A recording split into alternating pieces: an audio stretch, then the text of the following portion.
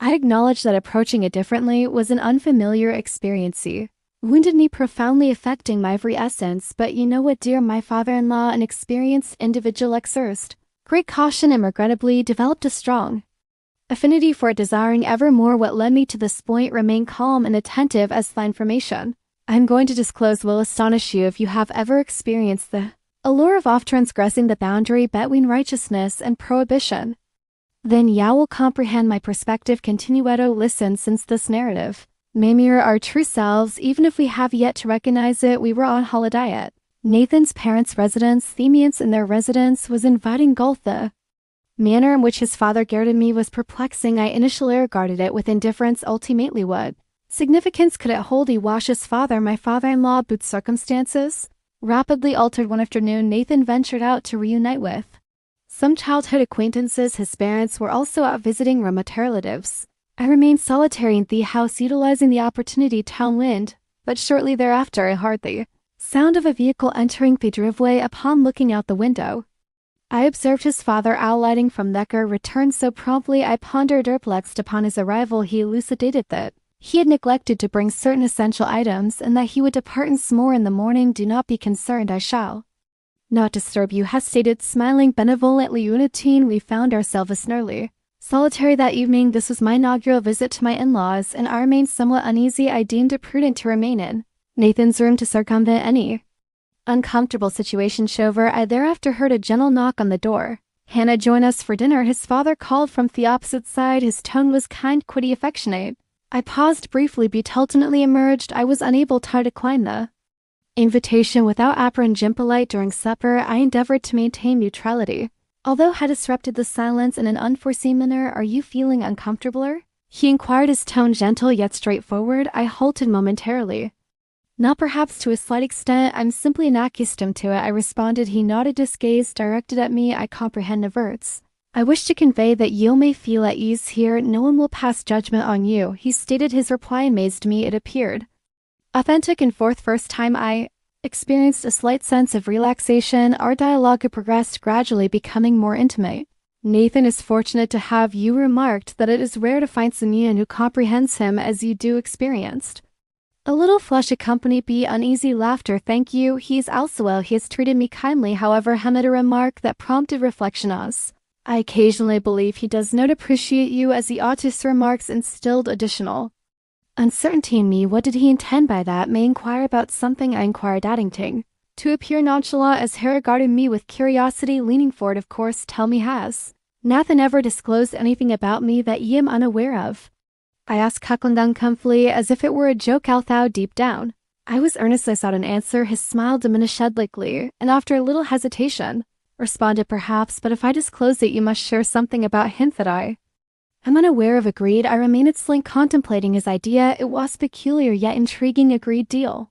I remarked that he took his time in responding, as though deliberating the extent of his engagement.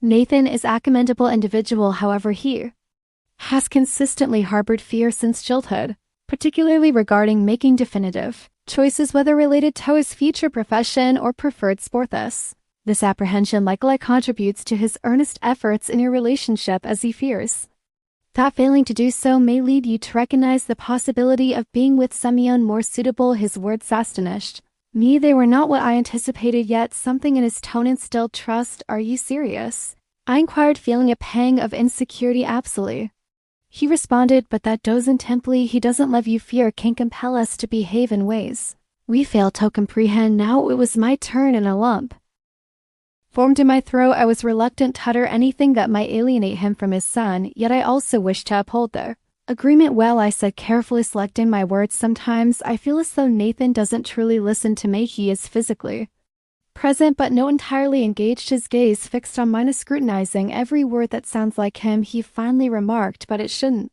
that way with you. You are special. You observe more. I attempted to shift the topic, but he would not permit it. It is our turn, he stated, his voice subdued tonally. A whisper disclosed to me some undisclosed fact regarding Nathan Isons. The atmosphere get denser. There were numerous matters I had never disclosed to Nathan, although I questioned the necessity of revealing them now. I am uncertain whether I own anything of value to express. Yes, I responded, attempting to evade the inquiry. We all possess something, he insisted, edging closer to me. His proximity elicited a blend of apprehension and an unacknowledged sentiment that I was reluctant to confess. I ultimately experts that I occasionally perceive nothing as still being childish immediately upon articulating this experienced regret, unable to comprehend rationale behind my statement. His eyes shimmered with an inscrutable gleam. I remarked somewhat anxiously that I had divulged sufficient truths for the day. If we continued, you might extract all my secrets, but would that be so detrimental? He responded with humor to alleviate the tension, then leaned forward, resting his elbows on the table. Let's make this more intriguing if you choose not to disclose the truth. You must perform a task in return to ensure fairness.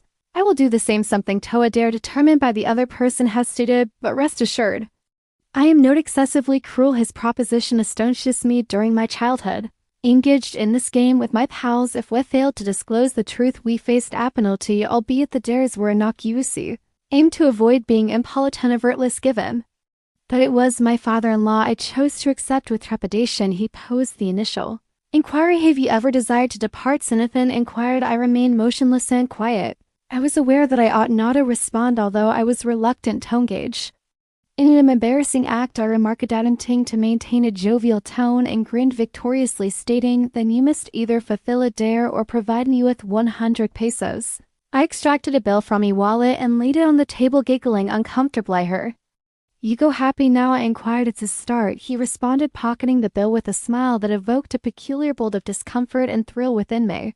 Attempted to redirect the conversation to a less sensitive subject by asking what is the most outrageous thing you have done for someone you love. He paused briefly before responding, once I resigned from my job to cohabit with someone I believed was worth it, but I was mistaken. His response astonished me. However, I refrained from probing more. When it was his turn again, he said, have you ever felt attracted to someone? You should. At my pulse halted. I recognized the perilous nature of the question, but could not evade it without arousing suspicion. I opted to pass. I stated promptly, all right, he responded with a smirk, but this time no money. Perform an action that demonstrates your superior bravery compared to mine, such as what? I inquired apprehensively. He laughed, gazed at me carefully, then stood and approached. It astonished me. I endeavored to conceive an idea that would not transgress any boundaries, yet my mind beckoned vacant. Ultimately, I made an impetuous decision. I approached him, seized the wine glass from his hand, and consumed from it. He maintained eye contact and observed me silently before stating, impressive, acceptable, although I can yet surpass you. During my turn,